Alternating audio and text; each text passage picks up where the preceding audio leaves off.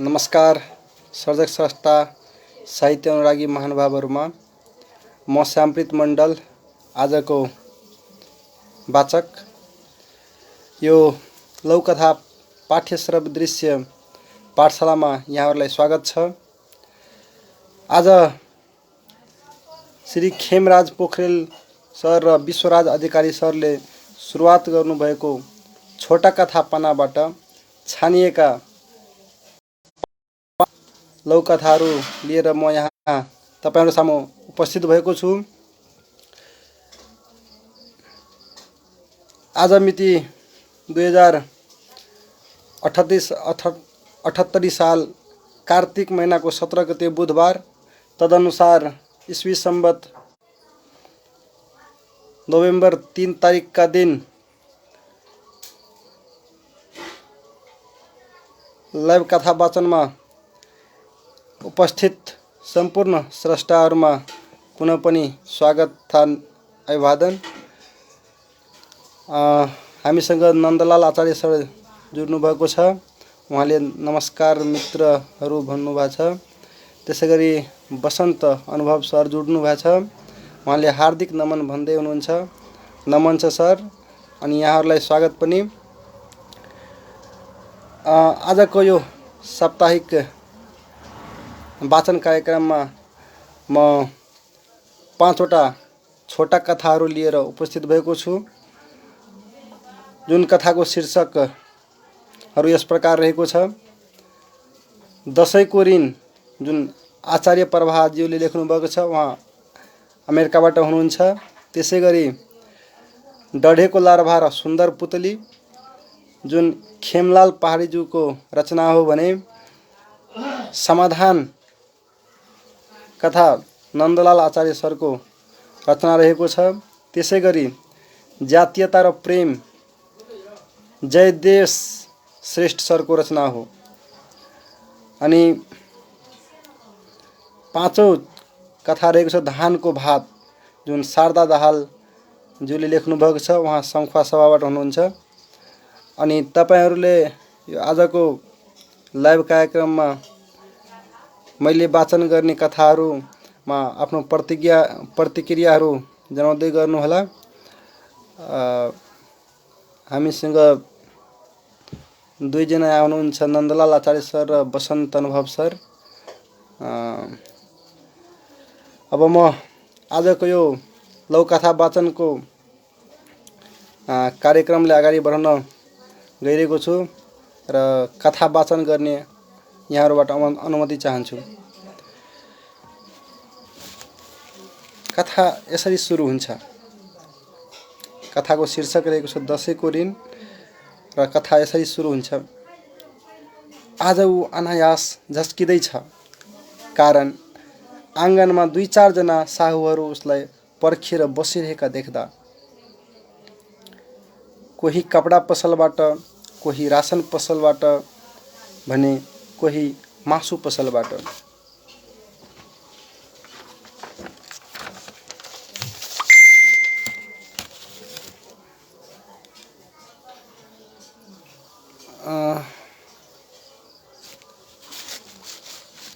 मेरोमा 2 जनाले अहिलेसम्म प्रतिक्रिया दिनुभएको छ। अरु जुड्ने साहित्य अनुरागी महानुभावहरुलाई म आफ्नो प्रतिक्रिया जनाइदिन अनुरोध गर्दछु। मेरो स्क्रिनमा 2 जनाको मात्रै प्रतिक्रिया यहाँ सो भइरहेको छ। म कथातिर जान चाहन्छु। उसले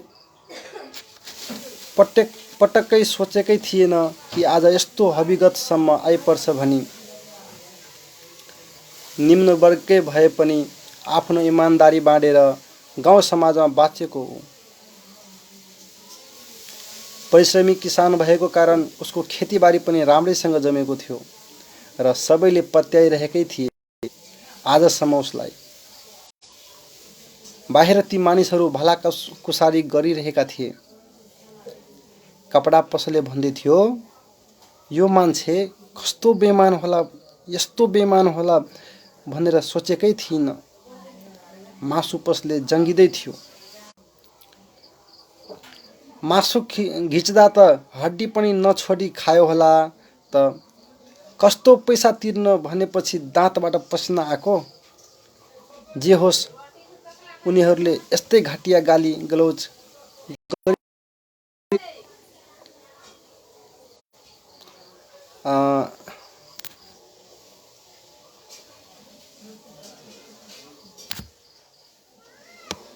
म यहाँ हेर्दैछु 4 जनालाई जोडिसक्नु भएको छ।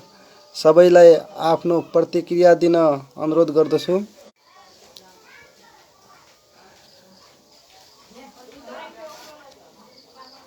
उनीहरूले यस्तै घटिया गाली गलौज गरिरहेका थिए। उसलाई तिनीहरूको गालीले असह्य पीडा भइरहेको थियो। उसले मौन बनेर बस्न बाहेक कुनै विकल्प थिएन। ऊ बाहिर निस्किएर केही भन्न खोजिरहेथ्यो। सबै एकैसाथ खनिए उमाथि। उसले बोल्न के कुनै वाक्य निकाल्न समेत नपाउँदै मासु पसलेले घाँटी निमोड्दै भन्यो, मासु घिच्ने बेलामा त छोराछोरी स्वास्नीसँग मुख मिठ्याउँदै खिचिस होला त, पैसा तिर्ने बेलामा मुख लुकाउँछस्। यत्तिकै बीचमा गाउँकै एक किसान आइपुगेर भने, किन यति साह्रो र्याक र्याक पार्दै यस्तो नमिठो गाली दिनुहुन्छ? ऊ पैसा नतिर्ने मान्छे होइन। आजसम्म उसले कसैको खाएर नतिरेको सुन्नु भएको छ? आय स्रोतको मुहान नै सुकेपछि कसरी भन्नु बित्तिकै तिर्न उसले?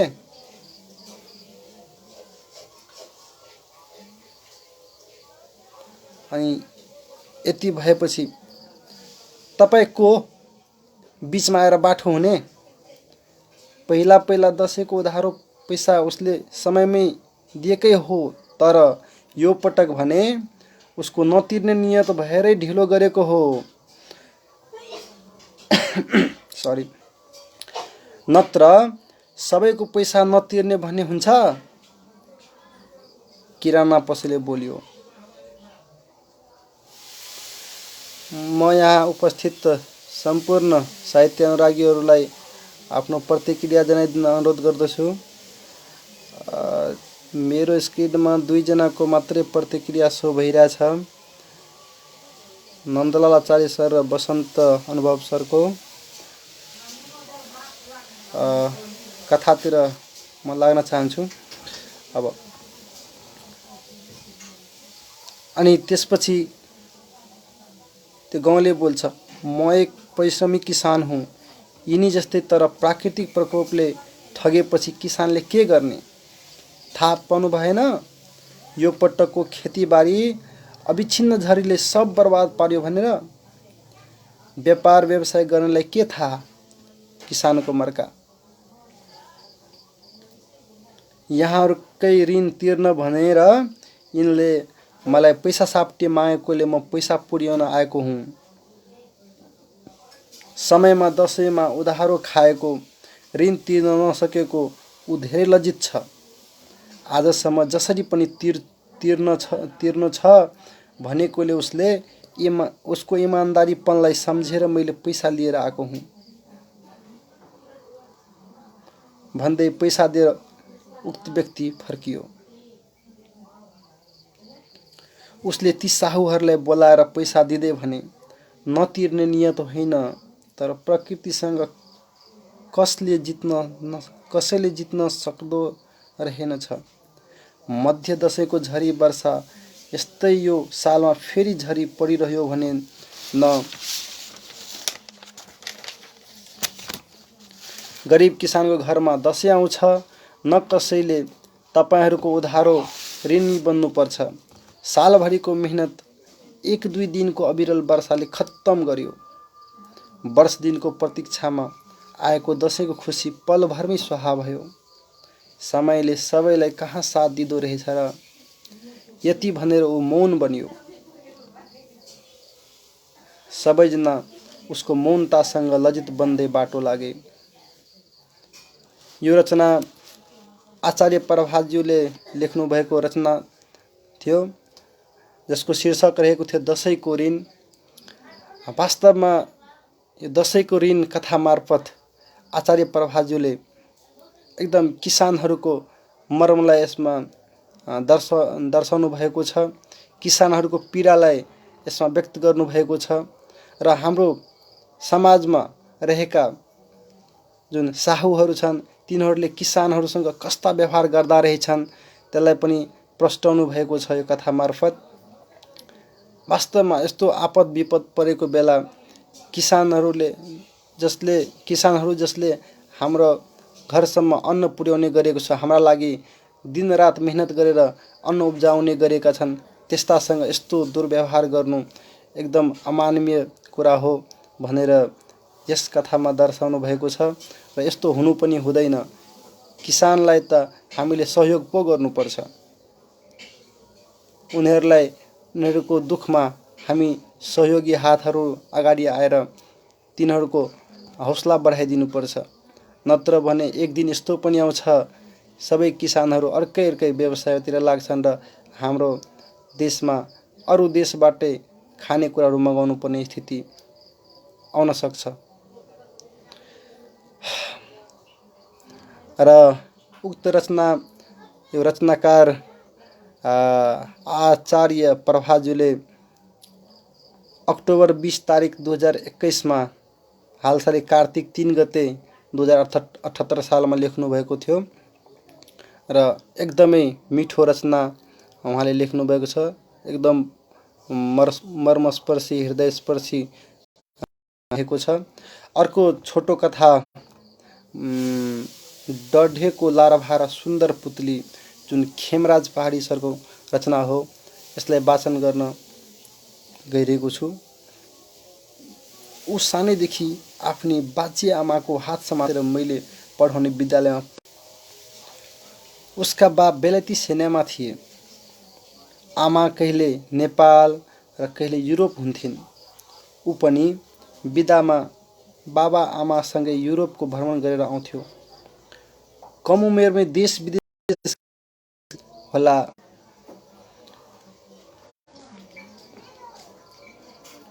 ऊ बोल्नमा निकै चतुर थियो। साहित्य अनुरागी महानुभावहरू, अलिकति प्राविधिक कठिनाइले भिडियो बिचबिचमा पज भइरहेको छ, त्यसको लागि क्षमा प्रार्थी छु।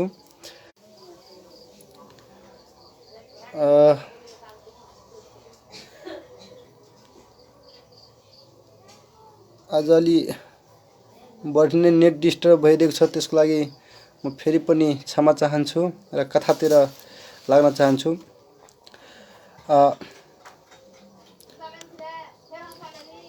ऊ कमै उमेरमा देश विदेश गरेकोले होला थियो। उसका बाबा पल्टनबाट बिदामा आउँदा ऊ झोलाभरि अनेक थरी मिठाई लिएर आउँथ्यो र सबैले बाँड्दै हिँड्थ्यो। 5 कक्षामा पढ्ने गुरुङको छोरा 12 वर्षको हुँदा नै होनहार लक्का जवान देखिन्थ्यो। मलाई लाग्थ्यो ऊ दुनियाँको सबैभन्दा सुखी बालक थियो। उसका बा पनि कम्ता मिजासिला थिएनन्। हरेक पटक बिदामा आउँदा उनी हामीलाई भेट्न विद्यालय आउँथे। हामीसँग साँझमा भलिबल खेल्थे। हारे पनि जिते पनि खाजा खुवाउने उनै हुन्थे। केही साथीहरू बेला बखत उनीहरूकोमा लाहोरे रम पिउन जान ललायत हुन्थे र सगुन हात पार्थे पनि। लाहोरे बिदामा आउँदा होस् वा उपल्लो पदमा बढुवा हुँदा, पास्नी, छेबोर कुनै पनि मौकामा मास्टरहरू निम्तोमा परिहाल्थे र लाहोरे पनि आफ्नी लाँध र कम्मरमा हात राखेर नाच्न पाउँदा रात गएको थाहै पाउन्नथे।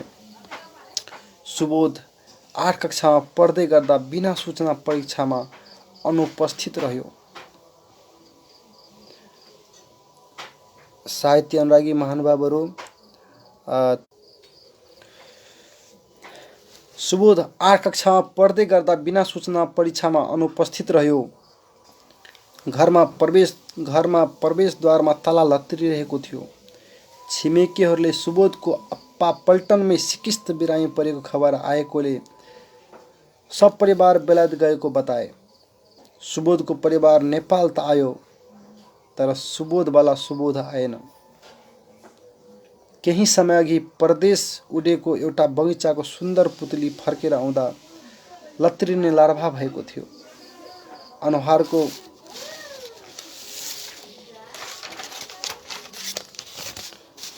कान्ति, बोलीको मिठास, बाल सुलभ चञ्चलता सबैले उसलाई चटक्कै छोडेर गइसकेको थियो।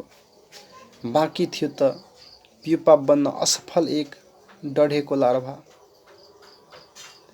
तार बिनाको सारङ्गी, एक कप्टेरो बाँसुरीको आक्रामक अन्तर्मुखी रिसाहा रुन्चे एकान्तवासी सुबोधलाई त्यसपछिका परीक्षामा विषय त लागेन पनि ओइरो नै लाग्न थाल्यो। नवौँ तहको अन्तसम्म त ऊ गल्ती र सजायको पर्याय बनिसकेको थियो। न सुबोध सुध्रिन आफ्ना गुरुहरूको शरणमा पुग्यो, न उसको घरमा गएर विदेशी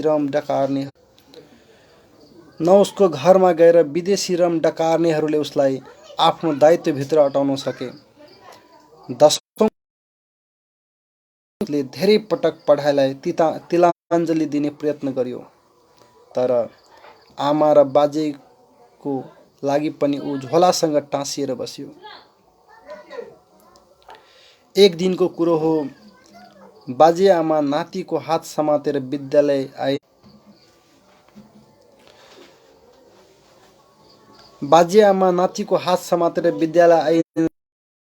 उसको खटियामा थेचारेर छोडिन्। जाँदा जाँदै उनले वार्डेनलाई खुसुक्क भनिन्, दिनको 3 ट्याम हे बाबु, घरमा त यसले बट्टा बट्टा फुक्छ। बाजेको अगाडि हस भनेपछि वार्डेन नियम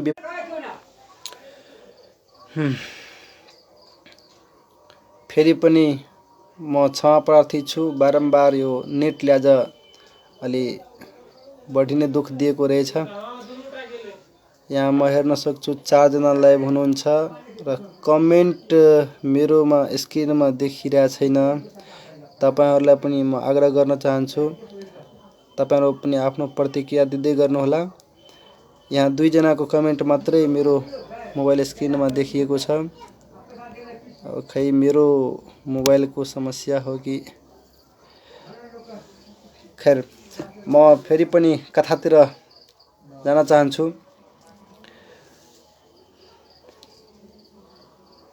बाजे आमा नातिको हात समातेर विद्यालय आइन् र उसलाई छात्रावासको खटियामा थेचारेर छाडिन्। जाँदा जाँदै उनले वार्डेनलाई खुसुक्क भनिन्, दिनको 3 ट्याम हे बाबु, घरमा त यसले बट्टा बट्टा फुक्छ। बाजेको अगाडि हस भने पनि वार्डेन नियम विपरीत जान चाहेन। फलत सुबोध भोलिपल्टै भागेर घर पुग्यो। वार्डेन उसको घरमा पुग्दा ऊ सुतिरहेको थियो। बाजेले ल्याएको तातो चियामा गुरुले सुबोधको औँला चेबे, तर उसले कुनै प्रतिक्रिया जनाएन। उसका औँला पाकेर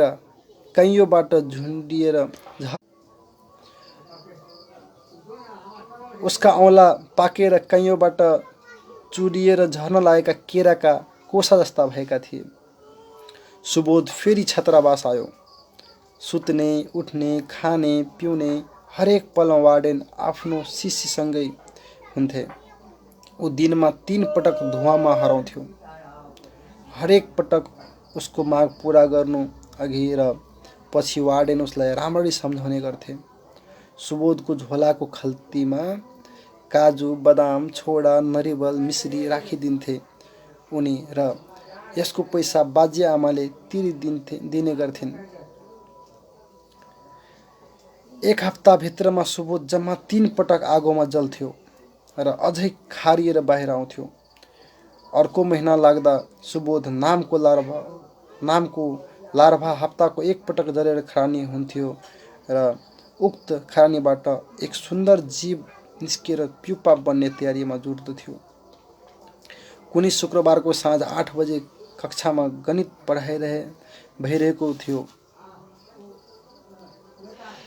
सुबोधले बाहिर जाने अनुमति माग्यो। गुरुले कारण सोधे, चुरोट खान? उसले नढाँटिकन जवाब दियो। यो घटनाले छात्रावासमा निकै ठुलो तरङ्ग ल्यायो, तर वार्डेनले निकै सुझबुझका साथ आफ्नो डुब्दै गरेको डुङ्गालाई किनारामा ल्याए।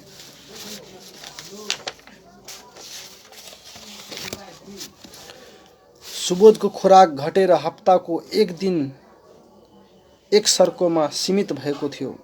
कुनै दिन बाजेआमासँग घर गए पनि ऊ पुरानो बानीमा आउन्नथ्यो। ढिलो हुने देखेमा विनम्रताका साथ अनुमति लिन्थ्यो। यता वार्डेन पनि ऊ नभएर आफूलाई भोक निद्रा नलागेको कुरा रट लगाइरहन्थ्यो। प्रवेशिका परीक्षा आउने बेलासम्म सुबोध एक सुन्दर पुतली बनेर ज्ञानको बागमा विचरण गर्न थालिसकेको थियो। प्रवेशिका पछि सुबोध बाजे आमा र आमालाई लिएर युरोप गयो र फर्केर कहिले आएन। तर ऊ आफ्नो प्रिय गुरुलाई लेखिरहन्छ, सर, तिमी सन्चै छ? तिमीले झोलामा राखेको काजु बदाम त सकियो, तर बास्ना अझै छ। ऊ फेरि लेख्छ, सर, म भरे भोलिमा 2-4 हजार पठाउँछ। भाइ बहिनीहरूलाई नरिवल छोडा किनेर खुवाऊ है। तिमीले भन्थ्यो नि प्युपा डढियो भने पुतली बन्दैन। एउटा पनि प्युपालाई पोलिन नदेऊ है। त्यो वर्ष प्रथम श्रेणीमा प्रवेशिका उत्तीर्ण गरेको सुबोधले बाबुकै बिडो धानेको छ परदेशमा। उसको गुरु, उसको साथी यो सोचेर दङ्ग छ कि कुनै दिन ऊ आउने छ विद्यालयमा आफ्नो सन्तानको औला समात्दै। बाजेआमाले झैँ र शिक्षकहरूसँग खेल्नेछ भलिबल आफ्नो बुवाले झैँ। छेप्नेछ झ्याउरेको लय र नाच्नेछ कसैको कम्मरमा हात राखेर उसका आमा बुवाले झैँ। अब कुनै प्युपा डढ्ने छैनन्। आगोमा र त बन्नेछन् हजारौँ सुबोधहरू, बाघका सुन्दर सुन्दर पुतलीहरू। एकदमै मर्मस्पर्शी कथा लेख्नु भएको छ खेमलाल पहाडीज्यूले। एकदम मार्मिक र आँखामा आँसु ल्याउने सम्मको यसमा अलि भावुक पार्ने पाराले उहाँले लेख्नु भएको छ। म पढ्दा पढ्दै पनि म आफै भावुक बन्न पुगेको छु। यो कथामा कथाकार खेमलाल पहाडीज्यूले एउटा बालक जब बालकको टाउकोबाट बुवाको छत्र छाया भनौँ हटेर जान्छ तब ऊ बौलाउँछ।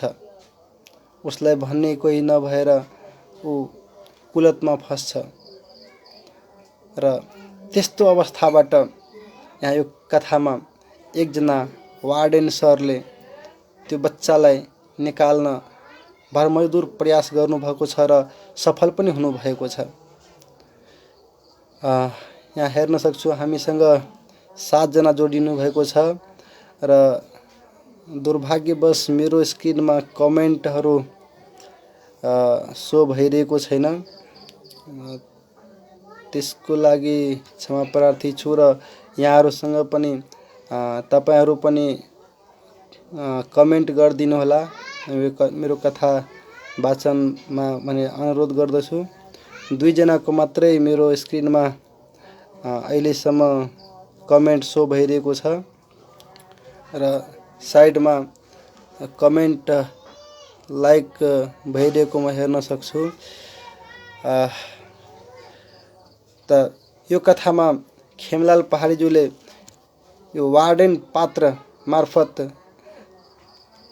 एउटा एकदम जडिहा भइसकेको बच्चालाई कसरी उहाँले बारम्बार बच्चालाई उसको भावना बुझेर उही हिसाबले त्यसलाई सहयोग गरेर भिन्न रूपले प्रोत्साहित गरेर सम्झाए बुझाएर उसले दिनमा धेरैचोटि धुक्ने गरेको धुवालाई वार्डेन भएर पनि उसको आदत छोडाउनको लागि आफैले पनि बच्चाले बारम्बार सम्झाउँदै एक दुई चोटि हप्तामा एकचोटि दुईचोटि धुमपान गर्न अनुमति दिएर भए पनि ती बच्चालाई बिस्तारै बिस्तारै उसको लत छुटाउनु भएको भन्ने देखाइएको छ र अवसरवादी व्यक्तिहरूलाई पनि यसमा कथाकारले बढी चतुराइका साथ दर्शाउनु भएको छ कि केही अवसरवादी व्यक्तिहरू जब मान्छे मतलब सम्पन्न रहन्छ त्यति बेला ऊ अवसरवादी व्यक्तिहरू सम्पन्न भएको बेला पुग्छ र जब उसमाथि आपत आइपर्छ तब उसलाई छोडेर अन्त्य भाग्ने गरेको उसलाई हेर्नसम्म पनि नगएको कुरालाई पनि यहाँ दर्शाउन खोज्नु भएको छ र यति सुन्दर रचनाको लागि खेमलाल पहाडी सरज्यूलाई हृदयदेखि धन्यवाद।